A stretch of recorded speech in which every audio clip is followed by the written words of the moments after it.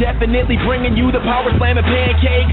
It's the mandate that you tune in. It's time to move out so we can move in and recognize that this is no illusion. I'm here to clear the air so that there is no confusion. It all started off in the book of Genesis when Jacob was wrestling with who he thought was his nemesis. And when the man saw he couldn't overpower him, he touched his hip but he really couldn't have devoured him. And from that point, then we hear a name change, rearrange the game, so now we gotta change lanes.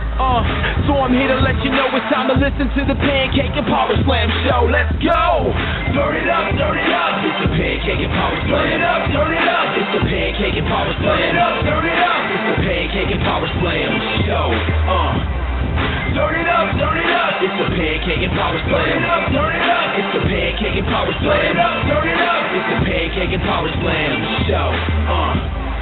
Turn it up.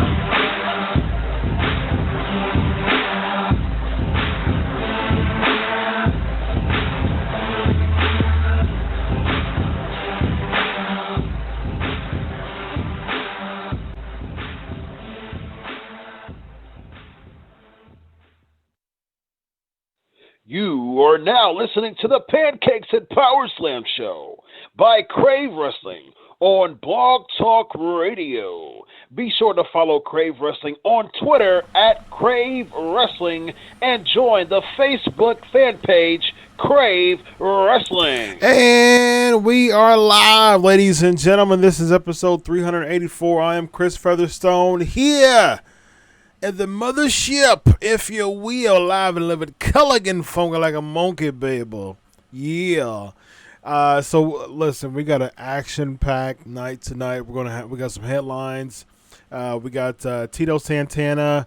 I'm gonna play the Tito Santana interview. After that, we're gonna talk about some headlines. So we're talking about Raw and SmackDown. You all know the format, but we got so much to talk about today. And one of those is the SummerSlam predictions, so we're going to talk about that as well. And, of course, we got trivia. We got some fun trivia tonight. Some of the trivia might cause you to think a little bit. That's the whole point. So, all right, ladies and gentlemen, let's. I'm sure you guys will really enjoy this Tito Santana interview.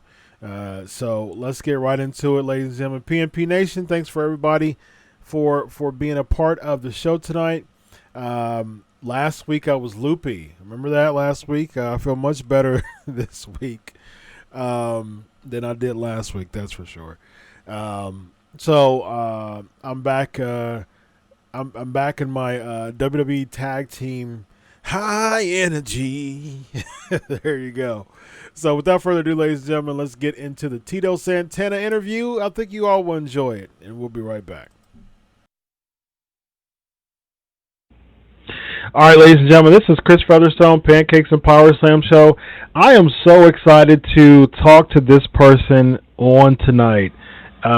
This person is one of the greatest baby faces in the history of professional wrestling.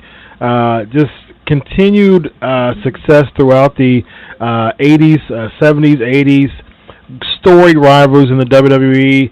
Multi-time Intercontinental Champion. Multi-time Tag Team Champion. WWE Hall of Famer.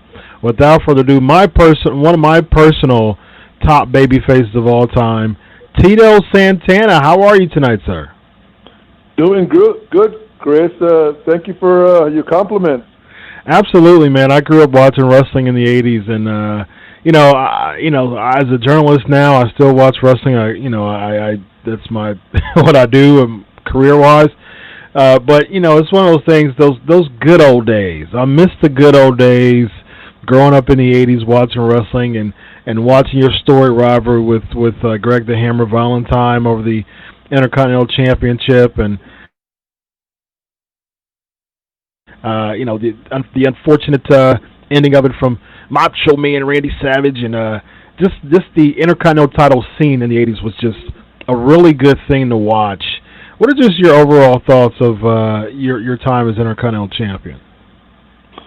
Well, I just think that, at one point, the Intercontinental title, especially when me and Valentine were chasing each other, meant as much as the world title there at one point. I mean, we were drawing big crowds without Hulk Hogan in the card. The people were really following. But, there were so many great performers back then. Anybody who went, had a match, was a main eventer. Yep. Absolutely. I think so. And it was a really awesome time. And I've always been curious, because you were you came in just being thrust into a really prominent spot. Like when you came in from when you came in, I think it was like '79. You teamed with Putski, right, and became tag team champions. Yeah. You were in Georgia before then. You were in Georgia Championship Wrestling before then. Yeah, I started wrestling in Georgia in 1977. Mm-hmm. So I moved up the ranks pretty quick. Yeah. That was nice. Now, what was it that Vince saw in you that was like? I mean, of course, you were one of the best in-ring performers, but what was it that he saw? Did he have a conversation with you? Who was booking at the time? What was it? I think in life you need breaks, and I believe there's angels that help you get to spots and good spots in life.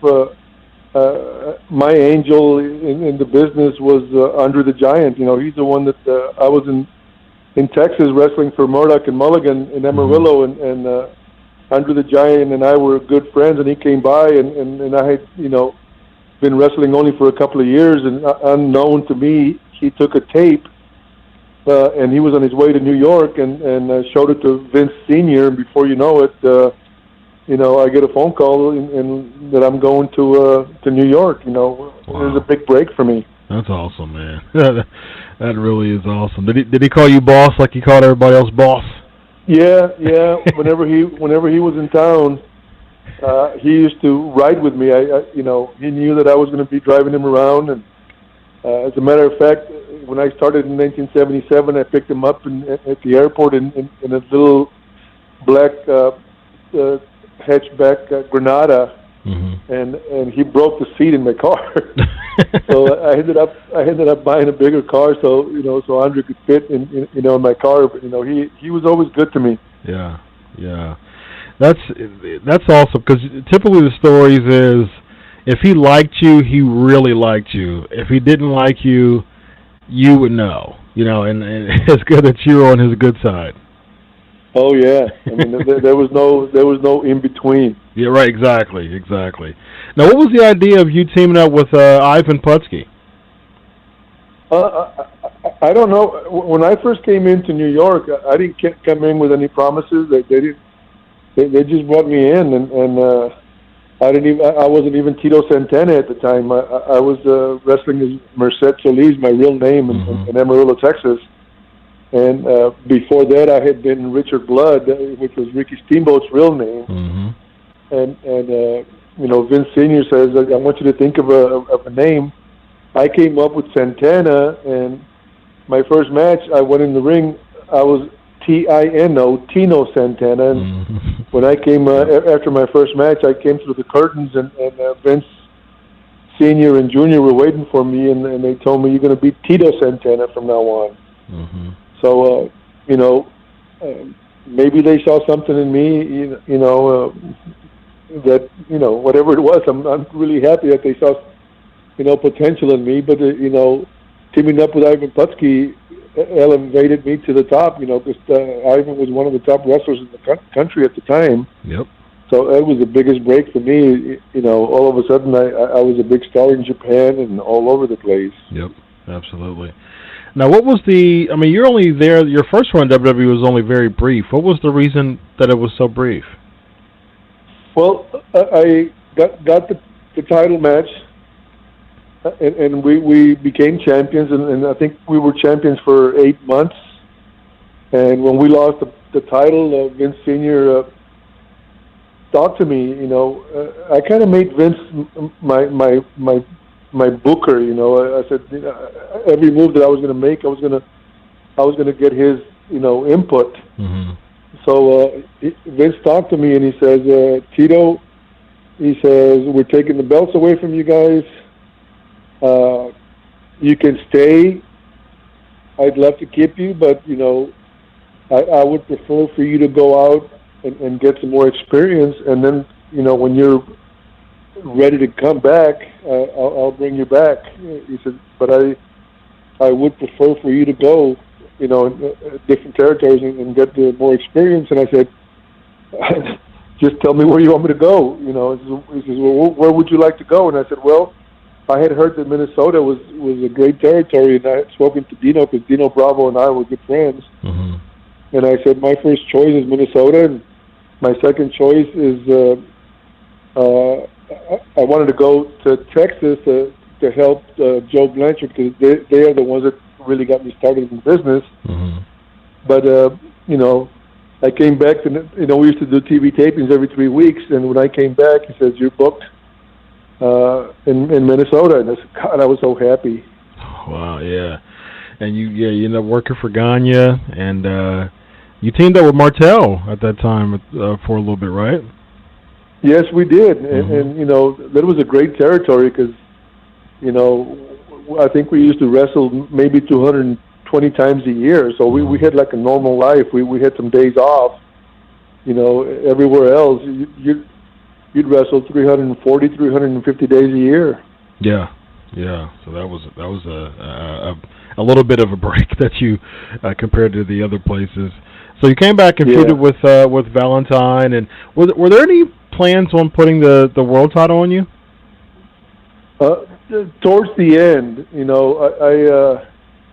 I've spoken to Bruce Pritchard and a couple of guys that told me that I was one of the ones that was considered, me and the $1 Million Man. There was a couple of other guys that were considered, to get the title. I wrestled the Undertaker in Barcelona, and they were planning on going into South America and Central America and Spain and to the Hispanic market. Mm-hmm. And I wrestled against the Undertaker, and I beat the Undertaker. He didn't get beat too much, but right. I did go over him in Barcelona, but they didn't show it too much in the States. Right, right. Now, what was the idea of you managing the Powers of Pain? I know that Martel was out injured, and eventually he was with Fuji. Why do they like kind of transition you as a part of that? I have no idea. I think they just wanted to give me a payday, and Yeah, you know, that's true. Yeah. you know, just keep me around. You know, I don't think Vince was ready to let me go, so he was just giving me a payday. Yeah. And then lastly, the El Matador gimmick. Now, as a fan back then, I was very disappointed, to be honest with you, with the El Matador gimmick because I was so used to Tito. I was so used to just the Strike Force, just awesome babyface. What was the idea of bringing you back as El Matador? And were there any big plans for you, or were you just supposed to be some big gimmick with a presence to put the younger guys over like you did with Shawn Michaels? Well, supposedly, I was supposed to come out with a big feud with the $1 Million Man. Mm-hmm. I felt the way you did. Tito Santana was over. Absolutely. I didn't need a gimmick. Right. But Vince McMahon, approached me and he says,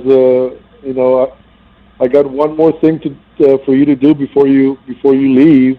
And I'm going to give you a big push. And turned out that it was a big lie. He never. Well, he changed his mind. The $1 Million Man ended up having a big angle with George the Animal Steel instead of with me. Yeah. And I found that out from George Steele is the one that told me. So they dropped me and George Steele is the one that got the push. And I was gone.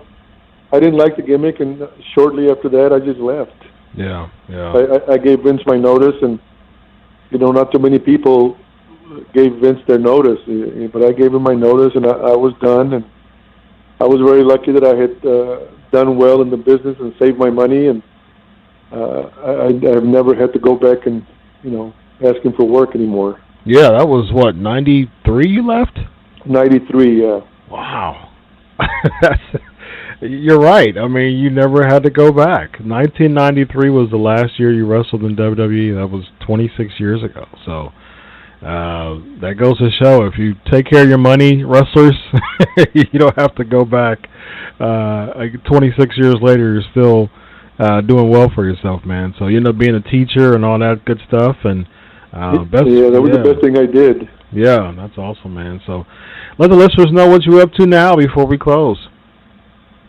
Well, this is the summer, so I'm enjoying the summer, and my wife and I'm from Texas. We took a trip to Texas on vacation, and nice. We're getting, like I said, my daughter-in-law graduates from college, and we're going to go. I'm on my way over there. I got to go pick up my wife, and then we're going to go out to dinner tonight, and then we have a big party for her Saturday, and bunch of parties and enjoying the summer. Awesome, man. Well, it's great that I was able to catch you in your busy schedule, man. I really appreciate it, and best wishes to you, man, and thank you for being one of the greatest baby faces of all time. Thank you so much, Chris. Thanks, Tito. Have a good night, man. Arriba, yes. Thanks, man. Bye-bye. Arriba. That was awesome that he did that. I didn't ask him to do that, and he just threw it in there. Arriba! Man, I was such a huge Tito Santana fan. Hope you all enjoyed the interview. I was such a big Tito Santana fan as a kid. Yeah, Cody. It's so funny, man. I was just thankful to get some out of it because it was actually supposed to be shorter than that, and I pulled my journalistic strings to get it. He's like, I'm telling y'all, some of y'all may know, some of y'all may not, but I mean, it takes a lot of work.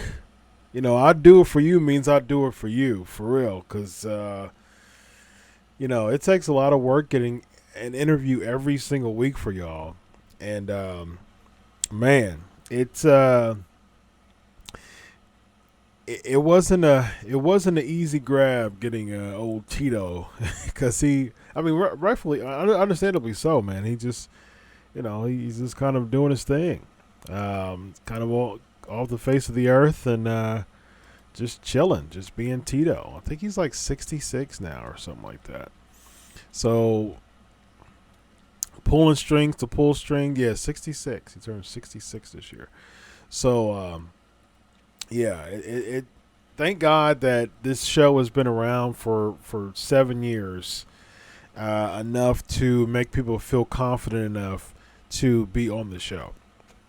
So I'll say that much. And so getting people isn't necessarily difficult anymore.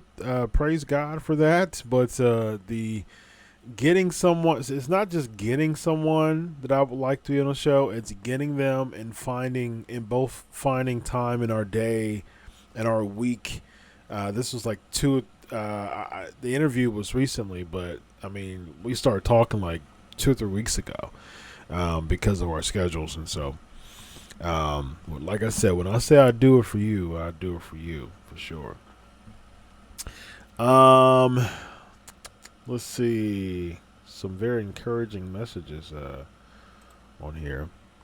I think I saw a random Ask Chris question again, which I love. I think it was Michael. Cody, let's see, Michael. Yeah, Michael is asking, what did you learn about yourself over the past week? Man, I love these questions. What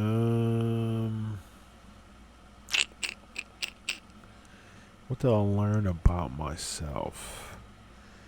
Like I learned today that I further learned that I love working out. That's because I was so tired today. I didn't have any energy. And so I'm like super duper dedicated 5 days a week, Monday through Friday. I take Saturday and Sunday off. I didn't take Saturday and Sunday off in July though, because every July I have a 8,000 push-up challenge. I just randomly made it up in 2014. I did it for the 6th year. Last year I did 8,000 every year except for last year, because last year for the most of the year I was on either a walker or a cane. So I was doing wall push-ups, and I did, I don't know, over 1,000, but maybe close to 2,000. That was last year, but all the other years, 2014, 15, 16, 17, and this year, I did 8,000 push-ups in the month of July alone. So I just started doing it back in 2014 at the job that I was at the time, and a few people joined up, including the owner of the company. I made it like a big work-wide thing. It was like huge, and it felt good, and I just kept doing it. So now I got a Facebook page about it and stuff like that. So every July I did it. I do 8,000 push-ups.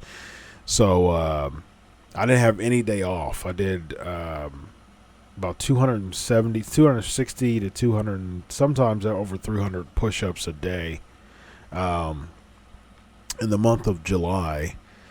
And so today I was tired, but I don't do a chest. I do a chest workout often, but I don't do the push-ups anymore.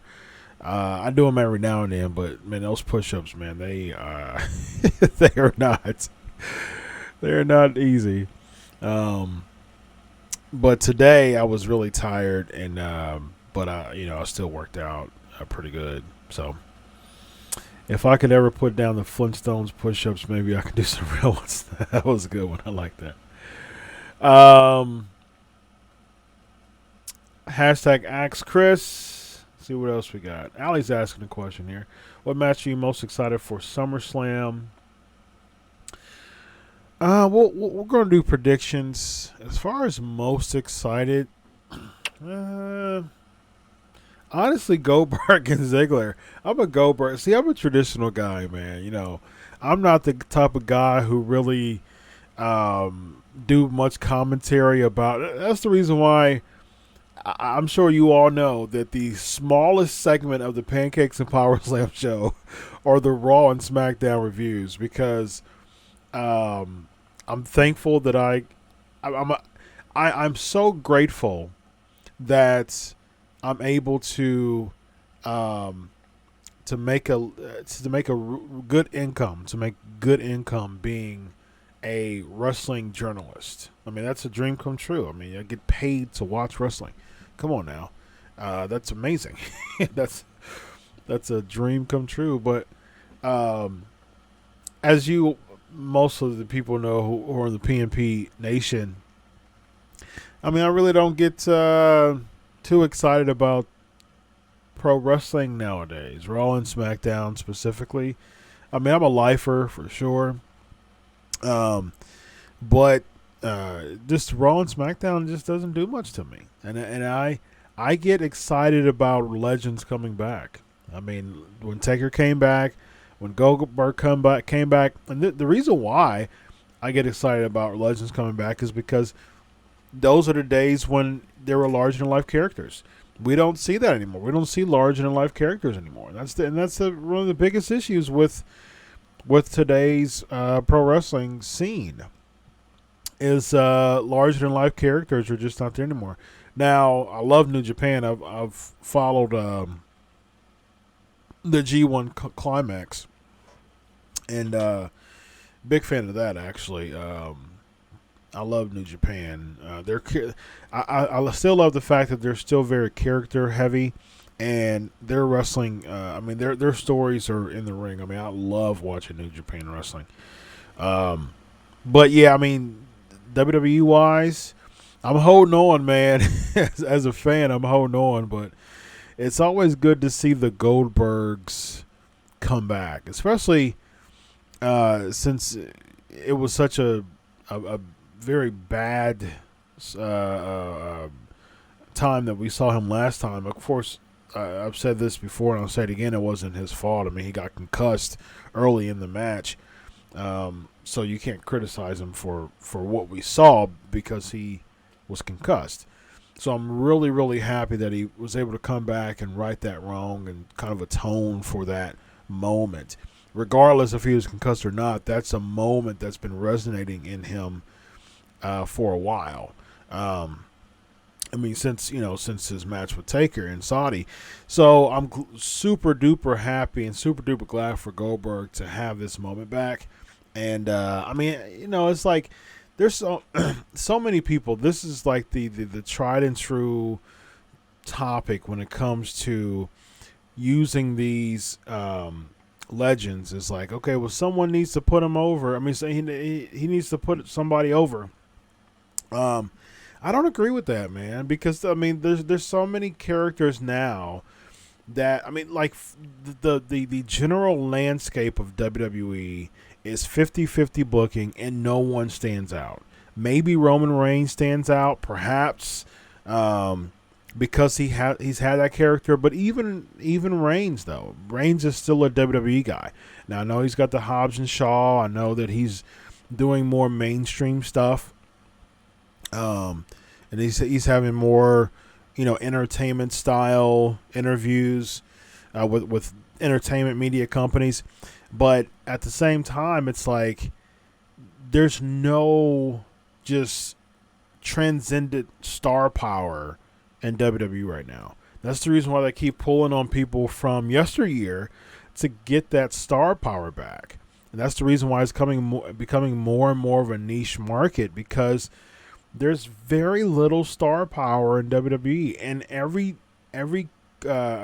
commentator, every journalist that's been a WWE fan since the 80s and beyond, we're lowering our standard when it comes to WWE product now. And it's sad because I'm such a WWE fan, watching WWE since the 80s, since the mid 80s. And it's like nowadays it's tough to watch an episode of Raw and SmackDown because it's the same 50-50 booking. You're not building any stars. You get lightning in a bottle moments like Becky Lynch and especially Kofi Kingston, but you don't you don't have enough creative wit in the creative scene to,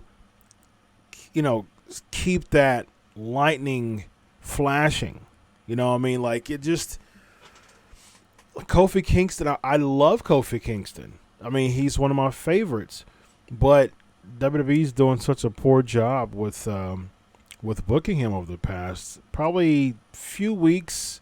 At first, the hype was still good. He was still like a kind of beating people. He was like the everyman kind of David type of feel to him. He was, defeating the competition after competition, but they're not doing a really good job making him, keeping him interesting. And nowadays, the fans are just like, look, they pick their own flavor of the month, and it's unfortunate. They pick their own flavor of the month, and if when they're done, this is what happens. We see that with Becky Lynch and Kofi Kingston. When they're done, it just wipe your hands and toss you to the back. So we'll see. Hopefully Kofi, and I've said this before, and I'll make it very clear. I mean, I still think that there's a lot of main event stock in Kofi Kingston. I think that the crowd can get back with him. If I had my way, and I'm calling this right now, I haven't heard anybody else say it. I'm calling this right now. WWE, if you're watching this, if you're listening to this, have very attentive ears about this storyline that I'm about to do, because I think it'll help Kofi. Now, if you're talking about more established stars putting people over, this is what you do. You have Randy Orton, and I'm spoiling kind of my predictions here.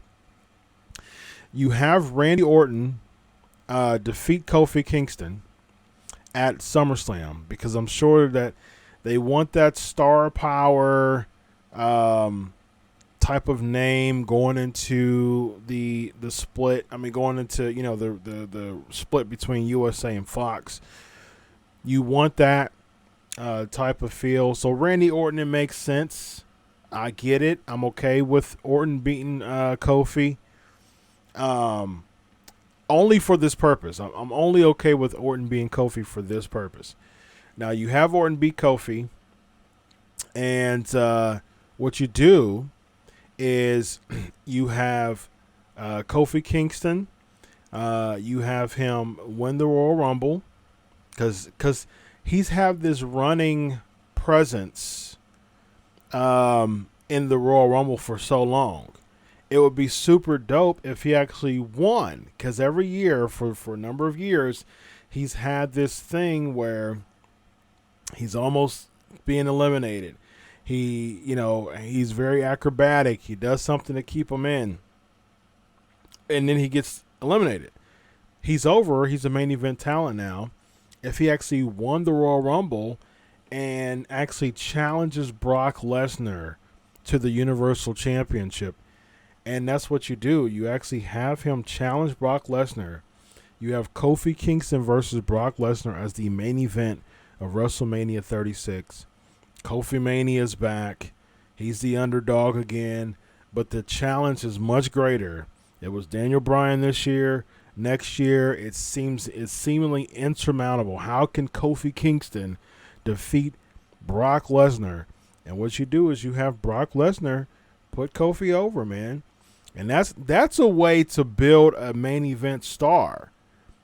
Brock Lesnar is the way.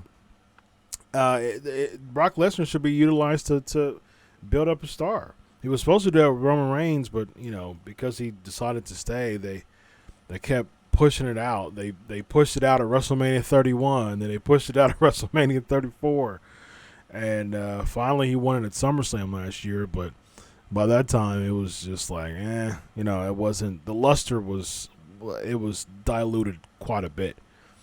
So yeah, I mean, that's what I think you do. I think there's still a lot of stock in Kofi Kingston. What you do is you have him lose against Randy Orton. You have him win the Royal Rumble.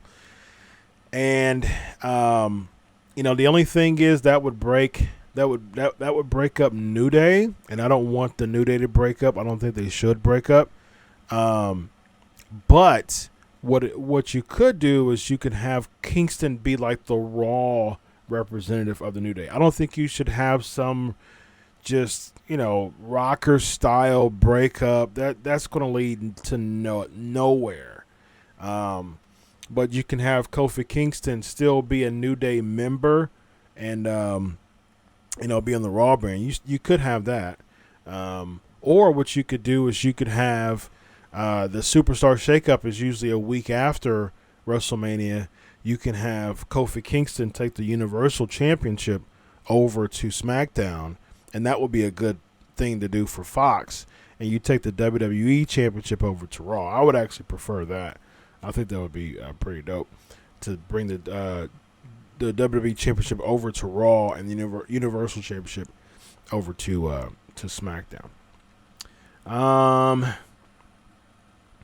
GSP's asking, what if Kofi does everything he did to stay in the Royal Rumble all in one match, then gets the win? Yeah, I mean, that would be dope. I mean, I think that the goal should be he finally gets the win after, this year he finally gets the win after being acrobatic and trying to stay in the match. I think that would be pretty awesome. I think he'd get a huge pop if he did that. So, all right. Ali agrees. Any more Ask Chris questions? We will handle them after we get to the headlines. Here we go.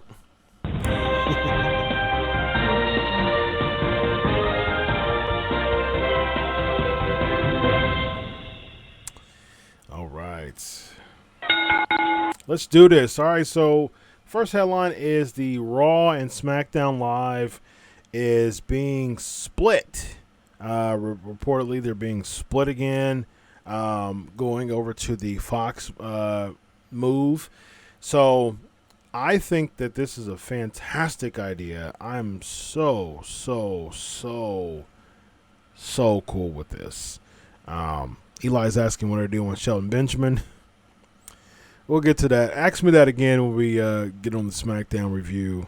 The short version is nothing, which probably won't be nothing. He should probably just team up with Chad Gable again. We saw how they emasculated Chad Gable, but on SmackDown. But yeah, so I'm totally cool with this. I'm a big fan. I'm a big supporter of the split, man. I really am. I think that the split gives people opportunities to be stars. If it wasn't for the split, man, we wouldn't see Kofi Kingston where he is now. Ali was supposed to be, have a big push. Ali, we wouldn't have seen Ali if it was just kind of merged, and we're seeing a merge. Yeah, I know that Chad Gable's in 205 Live, but he was on the segment of SmackDown. He got emasculated by Elias. But and plus 205 Live is not a brand. He's still on SmackDown. But it's a brand, but it's not a brand in as far as the rosters. But yeah, I think that the split. I'm a big fan of it. I'm very for it. When we saw the roster split before, we saw people like Eddie Guerrero get opportunities, Booker T get opportunities. We saw a lot of really cool things when the split was 2002 2003, and I think I'm all for it. I think it's good, and like nowadays you have people like Drew McIntyre, that is still. I think the merge of Raw and SmackDown goes to show, Drew McIntyre goes to show what a merge of Raw and SmackDown looks like. You have one of the biggest heels in the entire WWE at the moment, basically being second fiddle to Shane McMahon and feuding with, I mean, no disrespect, Cedric Alexander. Now, I'm all for a Cedric Alexander push. I've had him on the show before. I'm all for that. But you're just kind of throwing him in a spot without really developing him. He has not established himself at all, based on what they do. And that's the issue with the WWE. It goes back to the whole star power. You're having people lose matches. You're having all this 50-50 booking. And then you're supposed to expect us to say, oh, yeah, well, he's a star now. I mean, like, come on now. you can't. That's just that's such a terrible way to insult our intelligence. You're saying, oh, yeah, he's a star now. You know, Cedric Alexander's a star. No, he needs to rack up wins, man. He needs to rack up wins. GSP's asking, at what percentage do you think the WWE uses fake injuries to keep wrestlers off TV for whatever reasons they may be? Very low. Very, very low. They used to do that all the time, right? They used to, like, you know, do the whole kayfabe injury thing just to write them off. But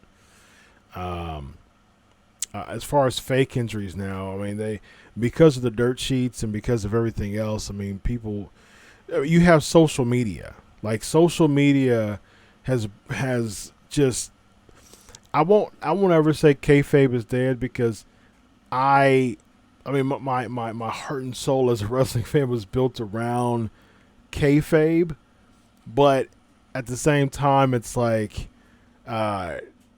social media has been such an influence on that, you know, and so if someone is legitimately injured, you'll see that on Twitter, you'll see that on Instagram, and then, you know, if someone is not injured, especially if someone's not injured, you'll definitely see that on Twitter and Instagram too. And I think because of that, you really can't sell, you know, a fake injury nowadays. But when social media wasn't around, I mean, you could sell fake injuries all the time. And then, you know, it can definitely make sense. I mean, if you're writing somebody off, you can fake an injury, which you did all the time back in the day, but not these days. Not these days. Michael's asking, what are my thoughts on AEW selling out DC? I think it's still too early to tell for me. Still too early to tell with AEW, but it's clear that fans want something different. I think that's very, very clear that fans want a different feel. And I think that the AEW sellouts is fans basically telling WWE, hey, listen, we want something different, and AEW is at least giving us something different. I don't know. I'd imagine there's a very small percentage of unique AEW fans, of people who just don't watch WWE at all. I'd imagine there's a small percentage of that, but at the end of the day, I mean, bottom line is they want something different. So, and I'm cool with that. It's too early to tell for me, but so far, I mean, unpopular opinion alert. So far, I'm not sold. I'm not like on the AEW train, so to speak. To me, they haven't produced they haven't done enough to make me like super sold on the presentation. I'm all for AEW as an alternative product, but they haven't really sold me yet on the presentation. I've watched their stuff, so we'll see though. I'm happy that they're selling out. I'm happy that they're presenting some type of product that is an alternative, and it has a big feel to it. I mean, you're selling out big arenas, so I'm totally cool with that. Lexi's asking, with the given state of the economy and recent mass shootings, do you believe that the low turnout at WWE live events is a result of these issues? Do you think AEW will show the same drop? Good question. Very, very good question. First of all, my prayers go out to the families of the Mississippi shootings, the El Paso shootings, and Dayton's close to home. I live about an hour and a half away from Dayton. So that really hit me as far as the Ohio shootings are concerned. So definitely my prayers go out to the families, family and friends of those victims. Regarding the live events, I don't think that there's a correlation. I mean, they canceled last weekend's WWE live events, but this has been something this has been one of WWE's like weakest moments. And Vince McMahon, there was interviews that he was talking about injuries and stuff like that, just throwing stuff out there as far as why, there's big drops in live attendance numbers. But I mean, you don't have the star power. Like for instance, I purposely missed a live event because I was just not interested. Every televised event I get in for free because I do coverage, every televised event, but I have to pay for the non-televised events, and I haven't missed a televised event in like 20 years here in Columbus area, and so I go and I enjoy. I actually go because I enjoy like fellowshipping with friends. We usually like get some wings or something beforehand, or do something, get something to eat, and talk about old school wrestling. It's typically what we do. I actually enjoy that more. But a good friend of mine, he was like, we recently. I mean, Columbus is a huge market for wrestling, for WWE nowadays, ROH too, and WWE came here like 3 times in 2018, I think, and 2 or 3 times. One of them was a live event. I think it was like November or December. It was only like a couple months after like a SmackDown, and they were like, "Man, come on, Chris," and I kid you not, I had zero interest of going to a live event here in Columbus, and this is a lifer WWE fan who actually could have gotten paid for it as far as like doing coverage.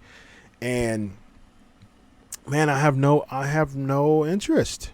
I was like, no, I'm not going to spend a dime on getting, I'll probably, I could have made it back, but I'm not going to spend a dime on a ticket because I have zero interest.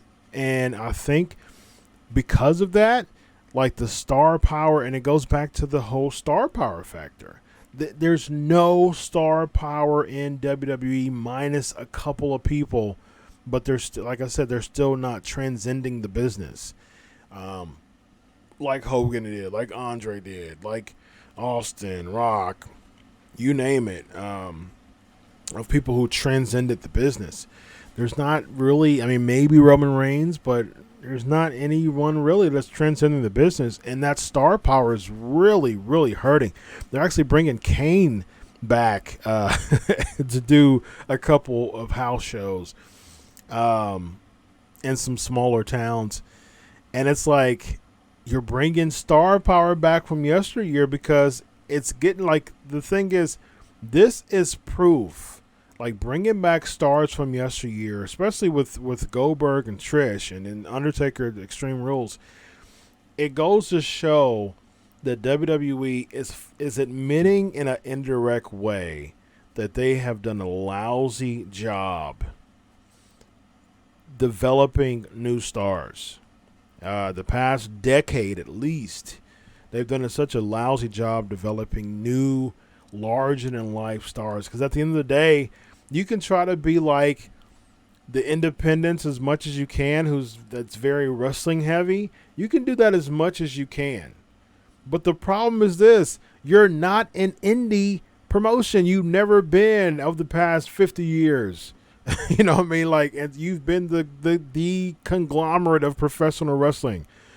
You know, feuding with NWA, yes, in other territories, AWA, and so forth. But WWE has been the promotion. They've been the, you know, widely recognized promotion.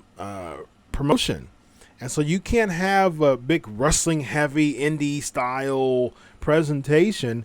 You've got to sell the casual fans with characters. You otherwise you'll continue to have a niche market. You'll see ratings drop because the same, you know, people who are watching ROH, and I love ROH. Got some really cool with some people there. Impact too. But at the same time, that's not even the same ballpark because they're more of a niche. They're more of a wrestling-heavy market.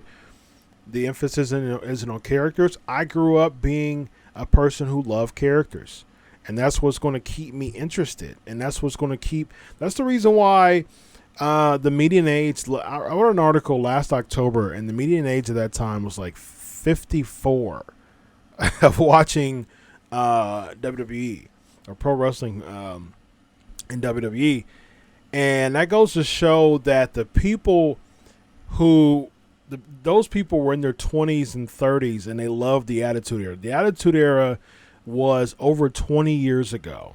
And if the median age is 54, that goes to show me that there were 18 to 35-year-olds watching the Attitude Era 20 years ago who thinks a lot like me, and I'm not anywhere close to 54, but they're thinking like me. They're thinking like, man, I'm trying to hold on to this wrestling product, hoping that there will be more stars and it will get that larger than life feel and these characters, you know. So that's the biggest issue with WWE. There's no characters, and so I think that's where the drop comes from.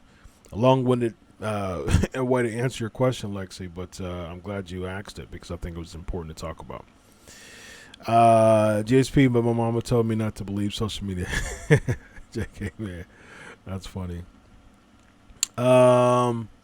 Eli's asking what I think Jericho's mystery tag team is going to be. Hope is Motor City Machine Guns, someone we never thought we signed. Well, as far as I know, Alex Shelley's done, like retired done. And I've had Chris Sabin on my show a couple of times. Chris Sabin actually, well, I think he was a coach. I think he was a guest trainer recently. But yeah, I think Alex Shelley's done. I think he finished up a couple of years ago. Let me check. Yeah, his last Alex Shelley's last match. Well, he recently came back. He finished last year, and then he came back after a year later, recently on ROH, with Jay Lethal and Jonathan Gresham. They beat the Kingdom. So yeah, he's not really. I mean, he's not really, and that was his last match. That was about 3 weeks ago, and that was his first match in a year. So I don't know. I don't see it as being Motor City Machine Guns. The only thing, the Lucha Brothers, of course, but they wouldn't really be built as a mystery, team if it was the Lucha Brothers. I'd say the Bushwhackers.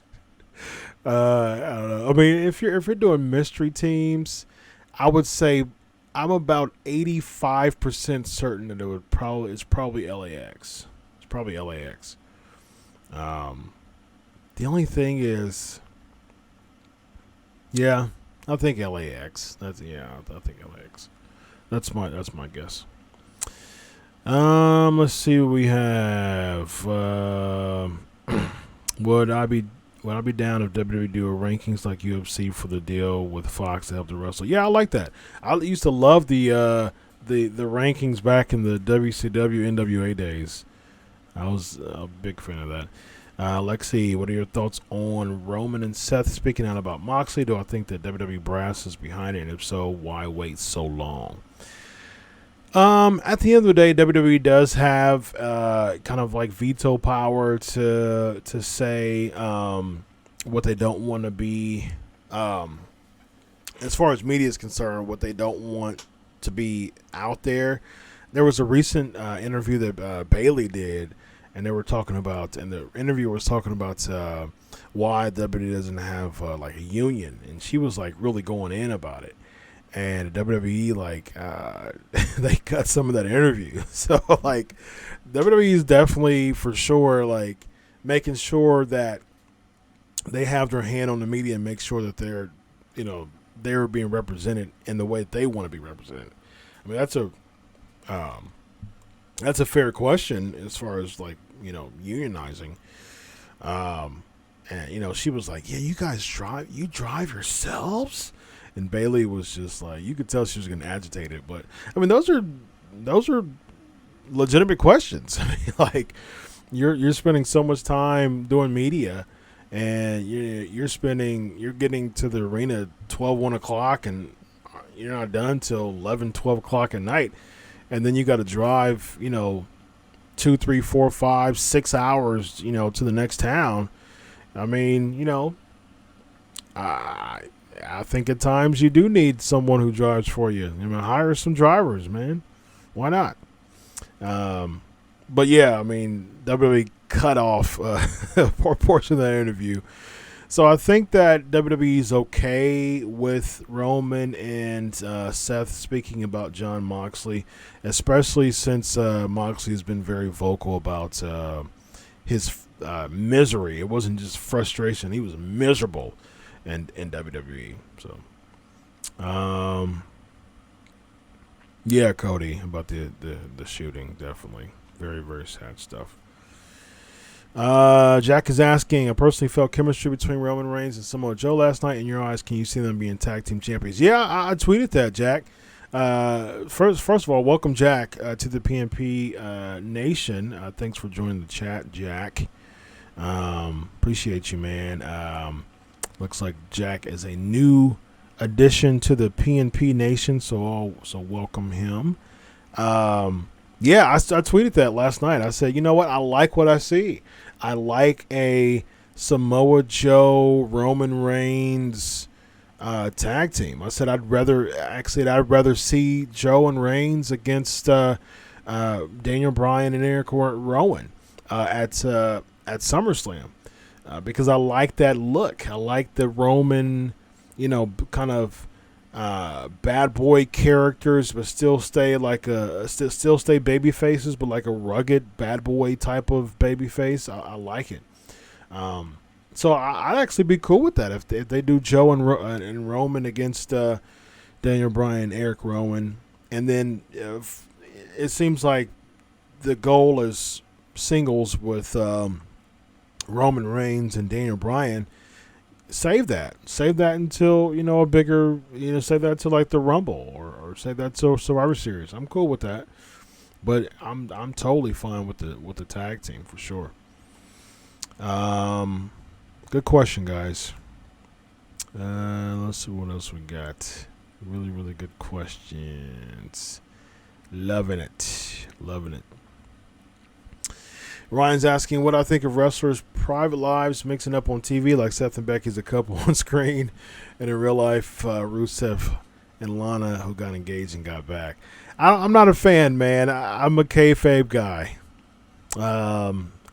There has been zero perks or benefits of announcing Seth Rollins and Becky Lynch as a couple. Nothing. It's done absolutely nothing to their careers, and in many cases it's made it worse, especially for Seth Rollins. And so I don't see any point, 0 point. Now I understand Rusev and Lana because they were in the fact that they were in the feud with Dolph Ziggler and Summer Rae. They were all in that same thing, and then they announced their engagement, which threw it off. I mean, people knew that they were together, but announcing that they're engaged to be married, like, during that angle is, throws that off a lot. But that's why I think social media ruins stuff a lot. I mean, I don't think that should have been announced. There it is. Sometimes, I mean, if you're in the wrestling business, man, you got to respect kayfabe. Michael's asking, do I see Rollins as a mid-carder this time next year? Yeah, certainly. I don't see. Again, man, I'm not high on Rollins anymore. I haven't been for a while. I wasn't for a long time. If you listen or look at my old shows, I wasn't for a long time, and then I became a fan again, and then I was like, and then after for a while again, it's been like, I liked him during his Intercontinental title kind of workhorse type of thing, because I think he really brought some prestige in the Intercontinental title. I was a big fan of that. Speaking of Intercontinental title, no presence of Shinsuke Nakamura. Like, what are y'all doing, man? It's terrible. I really liked him in the Intercontinental title scene. I think that was one of the best Seth Rollins moments that we've seen in WWE. I think he did a fantastic job of that. But in the main event scene, nope.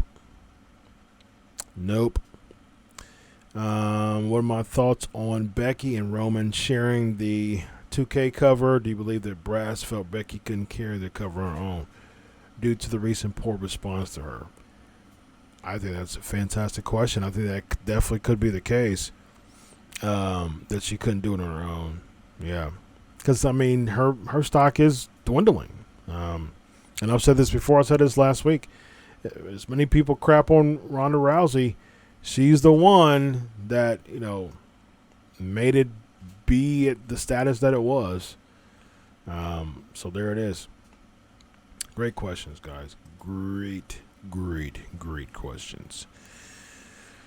All right, let's get to the next headline. So the next headline is The Rock announcing, man, that he quietly retired from pro wrestling, and this is pretty evident. This is pretty evident, but I think that the reason why I wanted to talk about this headline because Rock is the man. He's doing a fantastic job in Hollywood. The best transition from pro wrestling to Hollywood. I mean, we've seen other transitions. Dave Bautista is doing really good too. We've seen the Roddy Pipers, and we've seen transition. Jesse Ventura's. We've seen. Jesse Ventura is more of a government type thing, but he was around and did some things too. But we've seen some transitions, or at least some dabbing, over to the Hollywood scene. And Rock has done such an amazing job with making that transition. Man, you can't hate. Cena's doing good too. And so I don't think The Rock in the WWE is necessary at this point. There's certain people that are kind of impenetrable. If they lose a match, it doesn't mean anything. Like when The Rock lost to Hurricane Helms, that didn't make The Rock look bad. They made they made Hurricane look good. That's like the Hurricane's best moment ever, as far as memorable. So if Rock came back and put somebody over, I'm not a big fan of that, because WWE's booking is so poor that just a simple loss to a legend doesn't do anything. Like I don't have enough confidence in WWE actually using beating a legend as a catapult to someone being the next or a main event larger than life character. Because at the end of the day, there's still the 50-50 booking issue. There's still a lack of building stars issue. And that's going to take a long time to really reinvent because that's a really big issue with WWE nowadays. But yeah, I mean, he was on the what is it, Ryan and Kathy, like Ryan and Kelly, or Kelly and Ryan, and Maria Menounos was subbing in for Kelly Ripa. And yeah, he was like, I've quietly retired. He was talking about the Madison Square Garden moment, as far as how wrestling was the launch pad of him becoming, a successful actor, was due to wrestling and having that feel of Madison Square Garden, the Survivor Series. Good interview. But I am particularly upset the fact that that I have one person. At the end of the day, there's one person who was a victim of all of this. You know who that one person is? That one person is Sting. That one person is Sting. Because Sting was the puppet of a future Rock versus Triple H match. And that is still under my crawl, okay? Because I know Sting is such an amazing company guy. I'm so grateful to be a part of the WWE after all this time. Yeah, Vince, I'll do whatever you want. Even if the plans are scrapped. Oh, WrestleMania 31. I wish that someone had like a Men in Black kind of pin and just push the button and made me forget all about WrestleMania 31, because they used Sting as a puppet, as a pawn, to develop a match the next year between The Rock and Triple H that never happened. So you know what, Rock? Good for you being successful in the media industry. But at the end of the day, Sting's WWE career is ruined because of building up a match that never happened. Next, we have Bobby Lashley being injured. He's going to be out until November. And I think, I think WWE is in dire need to do a repackaging of Bobby Lashley. The Leo Rush thing helped, with him having a mouthpiece. That helped. But, I mean, like, I really like Bobby Lashley. And I think that the problem with that is just like he's not a good promo guy. I mean, and he's not. I still and Bobby Lashley is still thinking. I mean, he's still tweeting about him and Lesnar. I said it. I wanted Lashley versus Lesnar at this year's WrestleMania, and I surely want Lashley versus Lesnar at some big match. I prefer Kofi versus Lesnar at WrestleMania, but give me Lashley versus Lesnar at SummerSlam next year. How about that? And I mean, they're not really doing. I mean, the Intercontinental thing was good with Finn. I was okay with that, but the only problem is that, man, it's just a rough time for Lashley because he's so good in the ring and he's so athletic, but at the same time, man, like he needs repackaged. Just this heel Lashley that comes out, and I mean, I like the thing with him and Strowman. That was just kind of like a King Kong versus Godzilla. I'm a big fan of that. That just that presence alone, the King Kong versus Godzilla look was good. But I mean, you bring Lashley back as a heel, he beats up another babyface. Then what? Just, I mean, like, it's just, he's at a really tough spot now where it's going to be really hard to make him like a big star. He has everything to do that except for the mic work, but you can get a mic. You can get a stick man for him. But, I just don't see much in Lashley, unfortunately. I think there's a lot of potential, but WWE is not going to do a really good job with using him correctly when they bring him back. And I just see him right back into some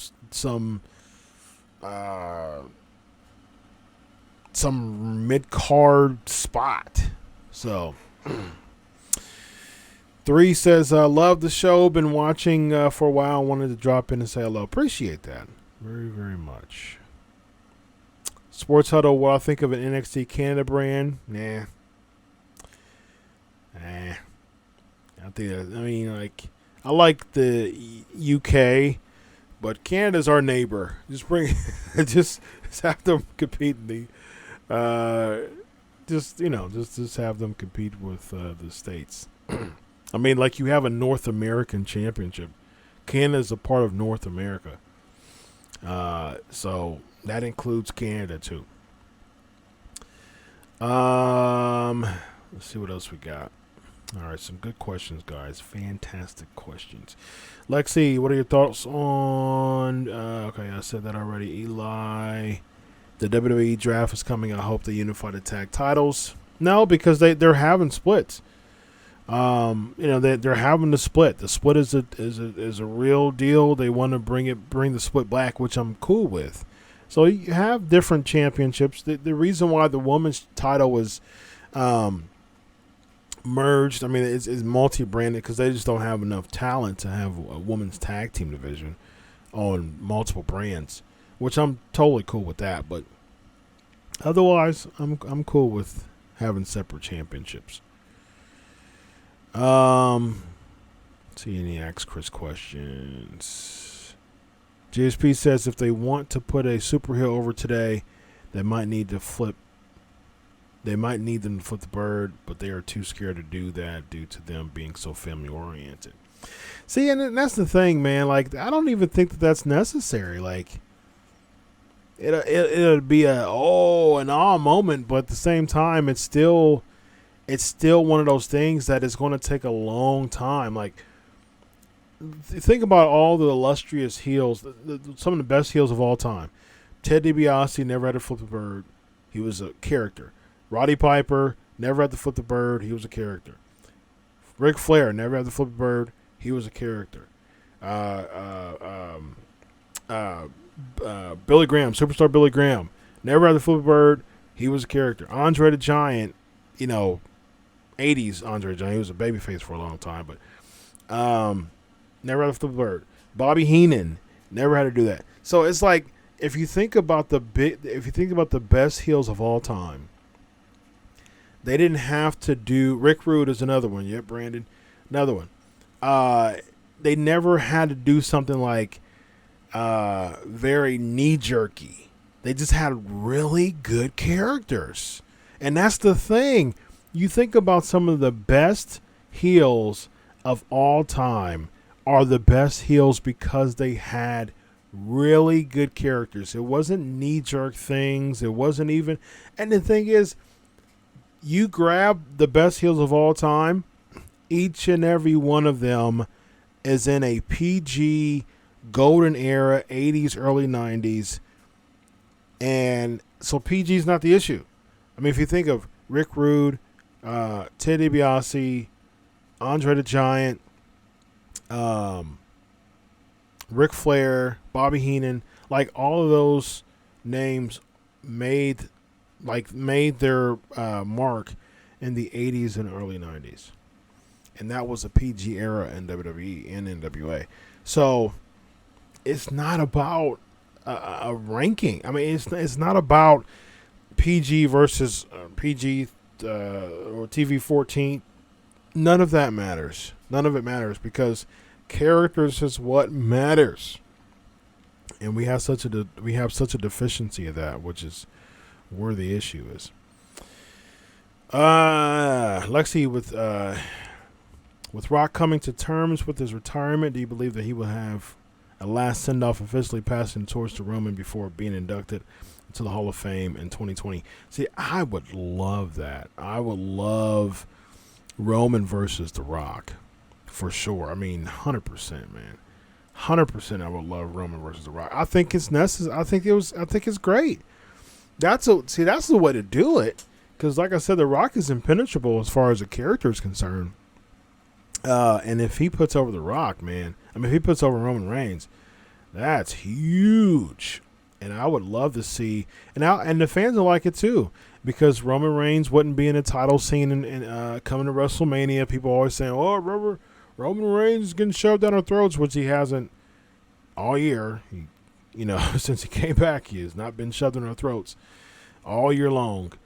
And I think Roman Reigns is one of the most consistent baby faces. Isn't that crazy to say that in 2019?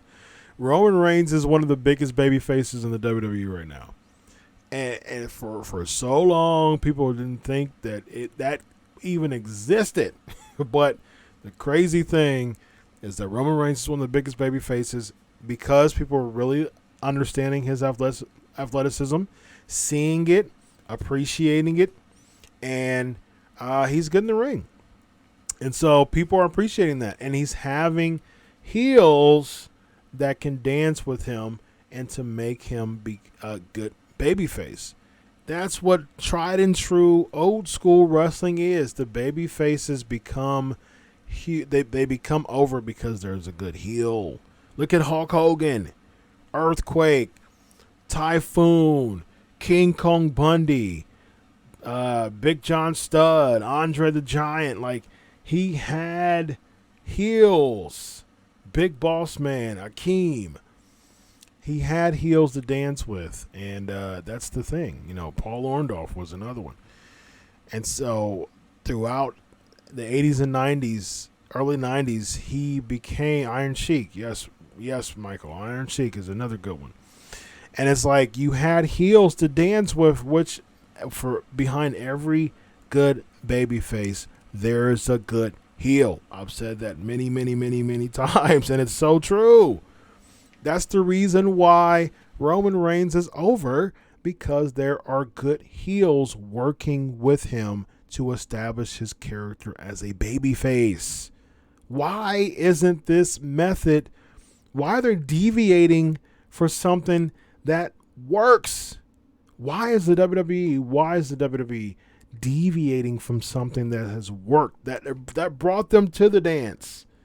It brought them to the dance, but they're deviating from what made them successful by having 50-50, lack of star power, and just bad booking. So yeah, I think that The Rock would do.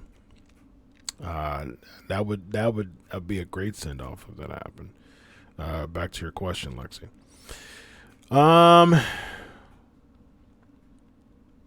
Wrestling is using sexual preferences on TV. Why not faith? Good question, Michael. I did with Shawn Michaels when he was like super faithful with his entrances. I think that's a really cool thing that would be a good addition, a good element of pro wrestling characters, and not make it like cheesy, like that. They just make like faith characters cheesy, and it's terrible.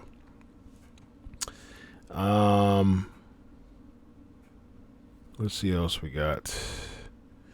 Yes, true. That's true, unfortunately. GHP, am I the only one still waiting on that Rock and Elias segment? Probably so. I think probably you're the only one. You're the only one, brother. Cool. If Bobby got repackaged, which legend you want as his manager? Good question, Eli.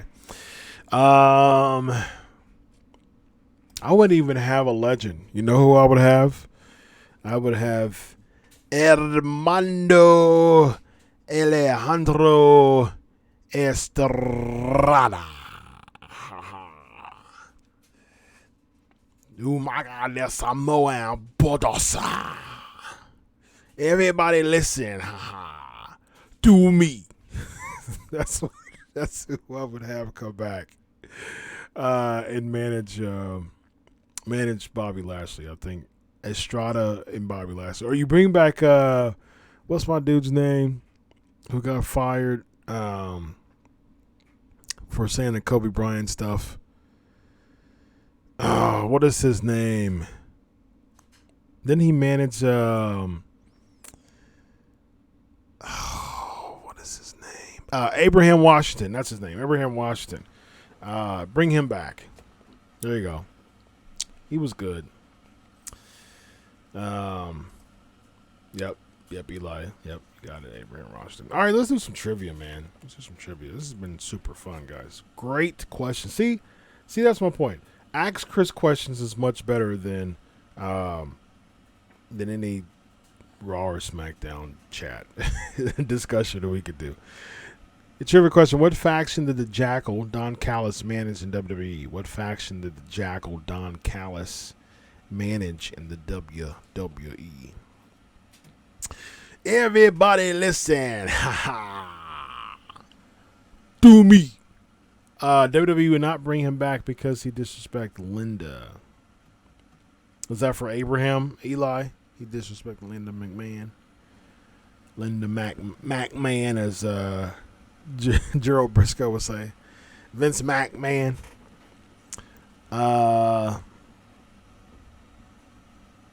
No, it wasn't. He didn't manage ICP. Where'd you get that from? Come on, wrestling heads. ICP.